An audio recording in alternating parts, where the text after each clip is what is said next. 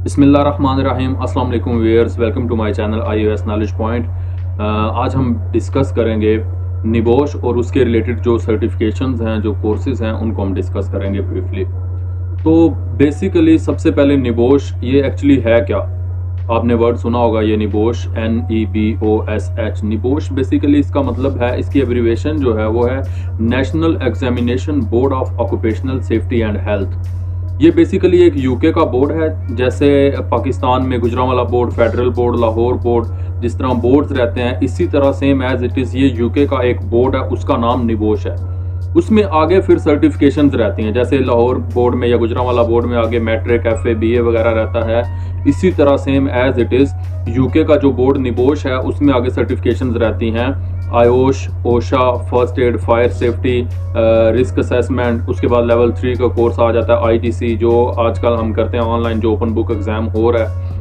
IGC international journal certification कहते हैं उसको। उसके बाद ओथम आ जाता है, उसके बाद NVQ आ जाता है, IDIP आ जाता है, लेवल 6 के कोर्सेज जो हैं।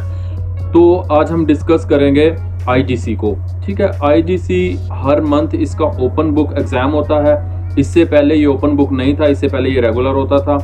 अब लेकिन जब कोरोना स्टार्ट हुआ, उसके बाद निबोश ने ऑनलाइन एग्जाम कंडक्ट करना स्टार्ट कर दिए हैं। तो इसका पहले इनरोलमेंट करवानी होती है।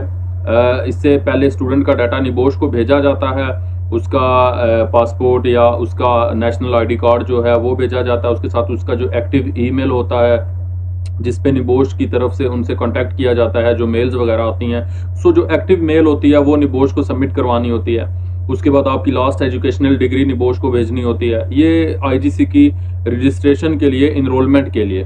ठीक है, तो फिर उसके बाद निबोश की तरफ से आपको एक मेल आती है, जिसमें आपका हॉल टिकट रहता है, या जिसको आप in simple roll number slip कह सकते हैं, वो आपको मिलती है। उसके बाद फिर आपको एग्जाम की डेट दी जाती है कि फलान डेट को आपका एग्जाम होगा। तो देन इसमें आगे पहले इसमें 3 यूनिट्स रहते थे, 3 पार्ट्स रहते थे। उसमें IG1, IG2 और IG3 जब ये ओपन बुक था, जब ये रेगुलर था, तो तब इसके 3 पार्ट्स थे, IG1, IG2 और IG3।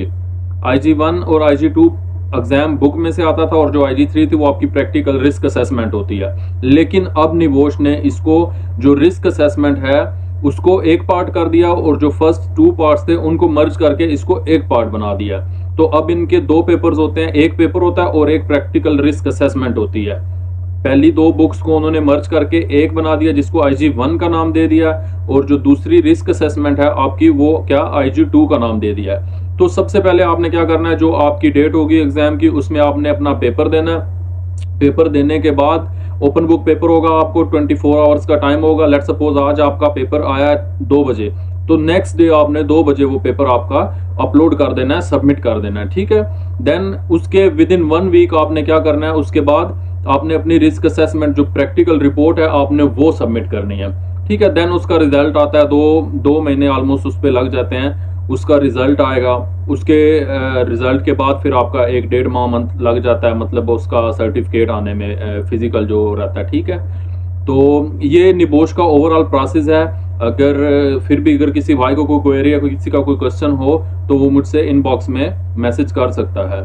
ठीक है, मजीद इस तरह की जानकारी की वीडियोस के लिए मेरे चैनल को सब्सक्राइब करें। Thank you so much. अल्लाह हाफिज़।